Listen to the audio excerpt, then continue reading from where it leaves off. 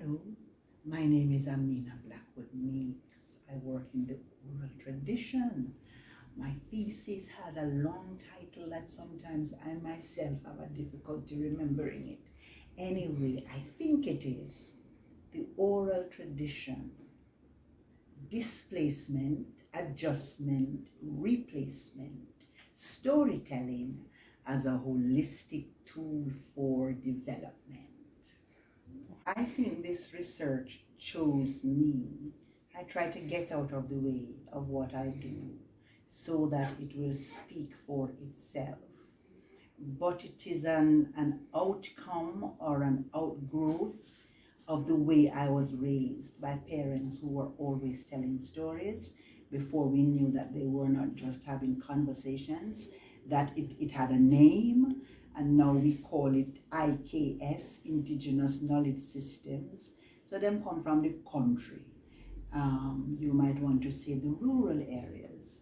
And rural life raises us in a different way, in the way we interact with the environment, and in the way in which that environment is always providing us with stories, as opposed to narratives, but stories that dwell there. And so I carried this in my being for a long time, and the more I carried it, the more it took on significance. And one of the, to me, the greatest incident of significance was when I lived and worked in Antigua, and I had a children's group called Child's Play. And that group was designed to use the techniques of theater to raise self-esteem. Eventually, we started to look at Anansi stories. And there was this young man in the group at the time. He was 8, Adekunle. Adekunle Oshoba was born in Nigeria to an Antiguan mother and a Nigerian father who, at the time I met Adekunle, had not yet seen the Caribbean, except perhaps on the map. And one day Adekunle told the group a story that his Nigerian father told him in Nigeria, that my Jamaican father had told me in Jamaica when I was maybe his age.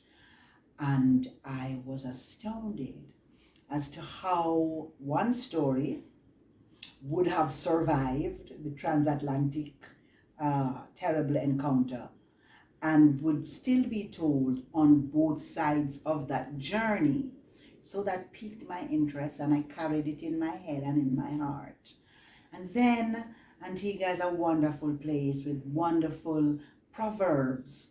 For example, when you do something unsavory, antisocial, and they want to say time longer than rope, they say, you go on, man, Moona run till deer catch him. Now that speaks for itself. Moona run till deer catch him. Until one day, I found a story from the fun people of Dahomey about why it is that the sun is always chasing the moon. And it ended with a version of Moona run till deer catch him.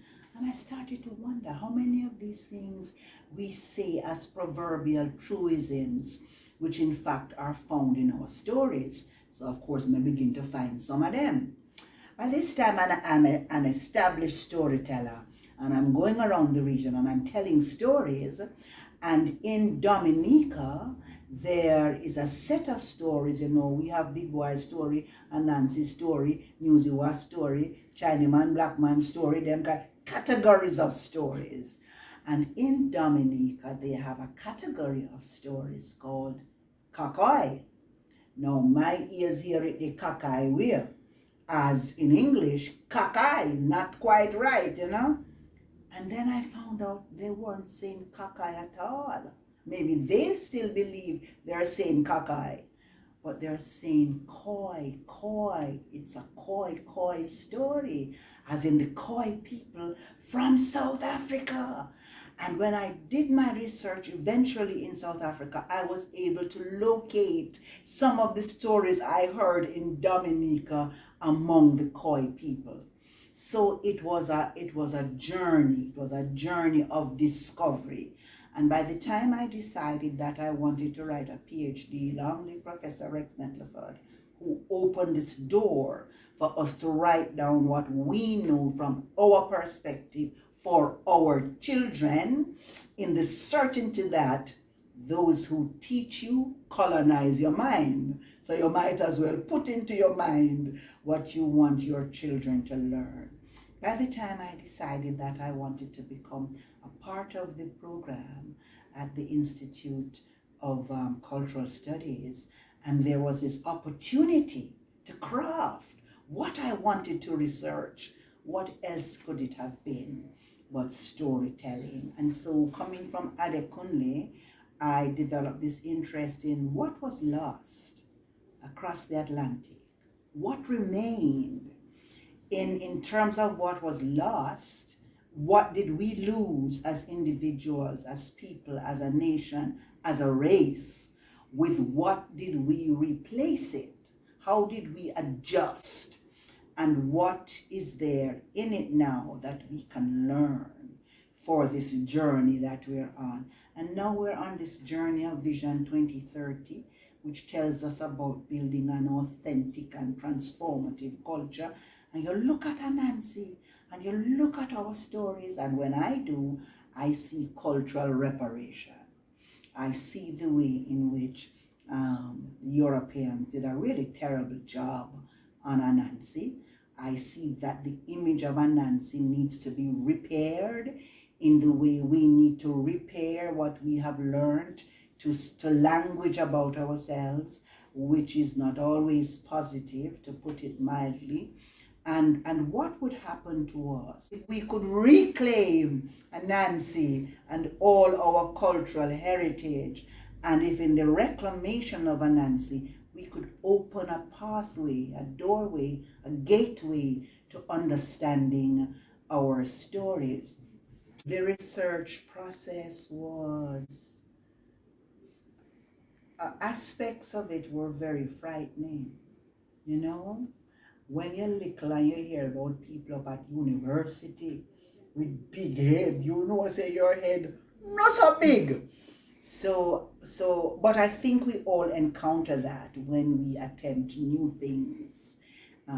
There were times when I wondered, Amina, what you know what you're really doing, especially when I did the chapter on memory and realized the psychological and psychiatric components of memory that I had to understand before I could enter into why we forget. Is forgetting something that can be produced? I mean, it frightened myself. So I had a number of moments when I frightened myself.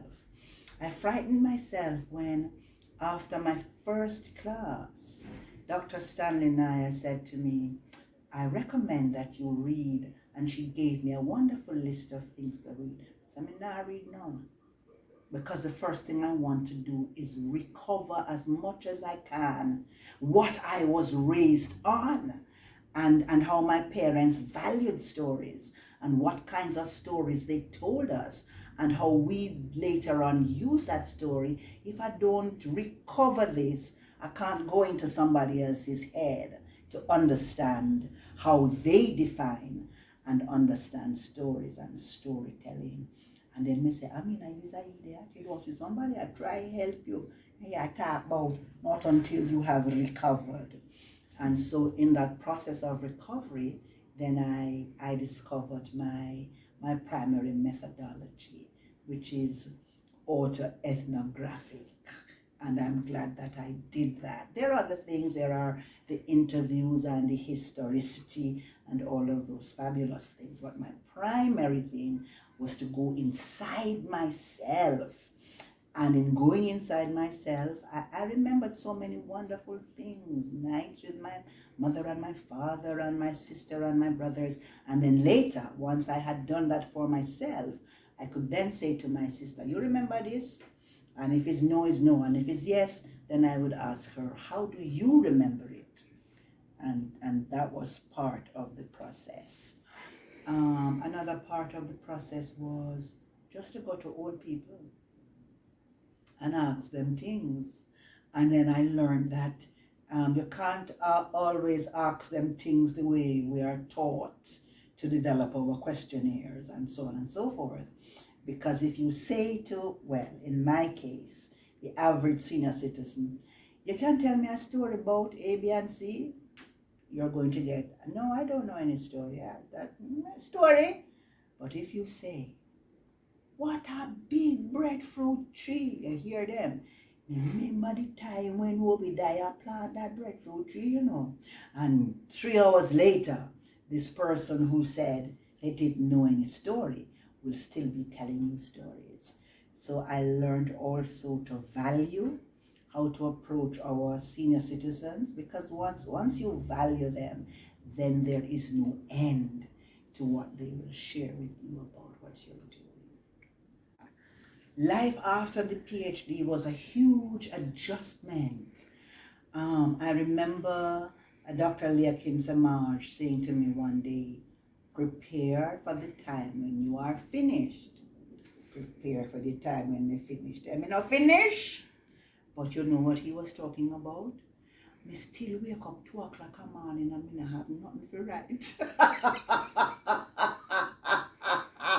So that was huge advice. When you finish, there is time that you have on your hands, but you have to plan for it. What you're going to do with it. You're going to sleep, you're going to read. Okay. So that's useful advice. So that happened to me after the PhD. Had to find things to do. But life after the PhD was pretty much in a real way like life before the PhD.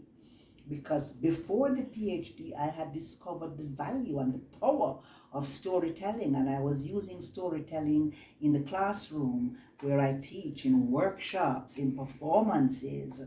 And so I gained a great deal more confidence in doing that.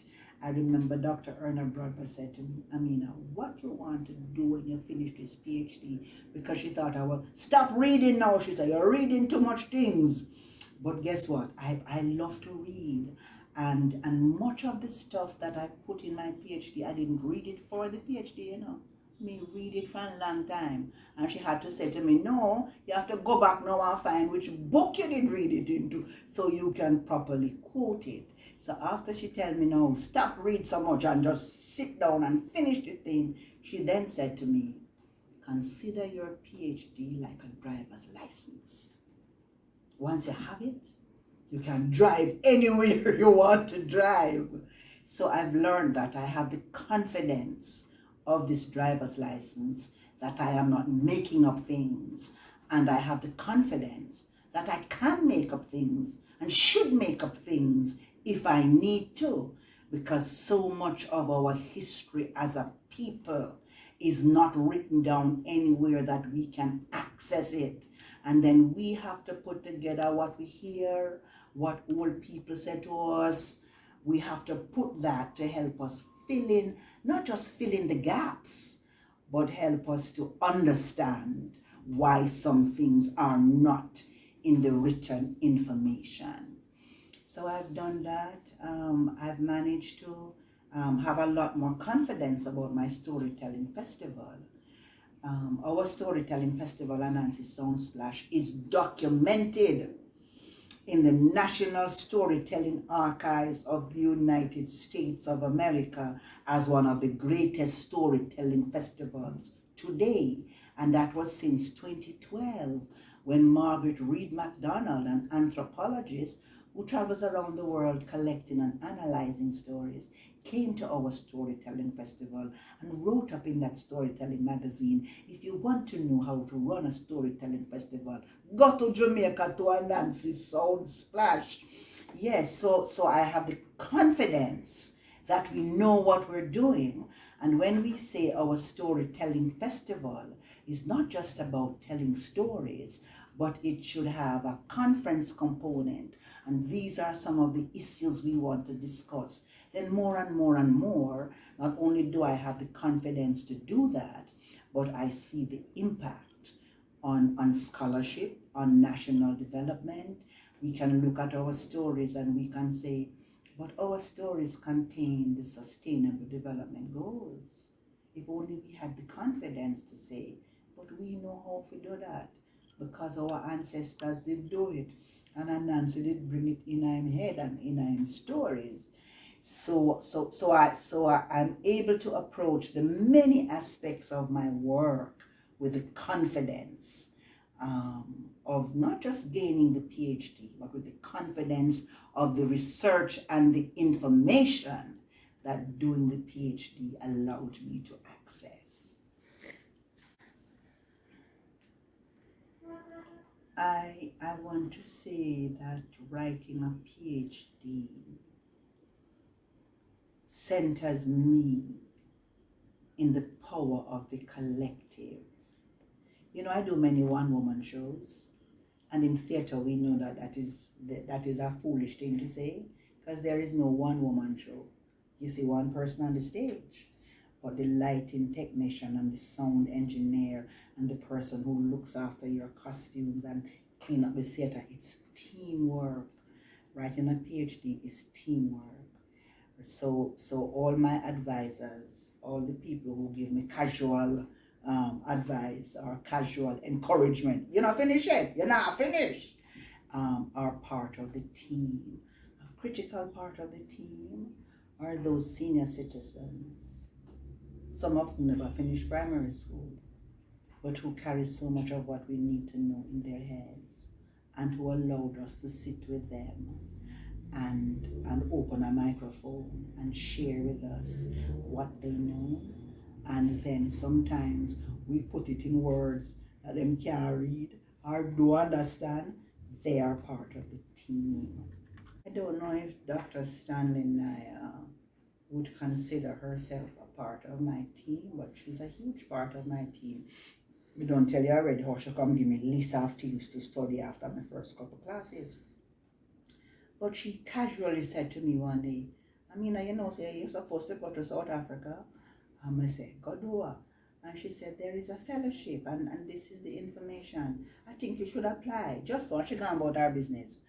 And I applied, and lo and behold, I ended up in South Africa, where I could meet Credo Mutua, who passed last year, who is the Zulu shaman, the keeper of the stories, and so on and so forth. So there is a huge team that assists every single one of us to get to this level. And the responsibility now becomes, how do we give back to the wider world? I don't know how wide the world is. It could be your family, it could be your students, it could be the institution, it could be the whole country, Jamaica, the whole world. But there is a responsibility to give back some of this team support, which has allowed us to reach this level. So I want to say thanks to my team. And that's my story. I am Amina Blackwood Meeks. You know, sometimes I forget to say Dr. Amina Blackwood Meeks, and somebody has to remind me. Yes, I am Amina Blackwood Meeks, still the child of Pearl and Johnny, and still very proud of what I've been able to accomplish, even though sometimes I forget to give it the academic salutations.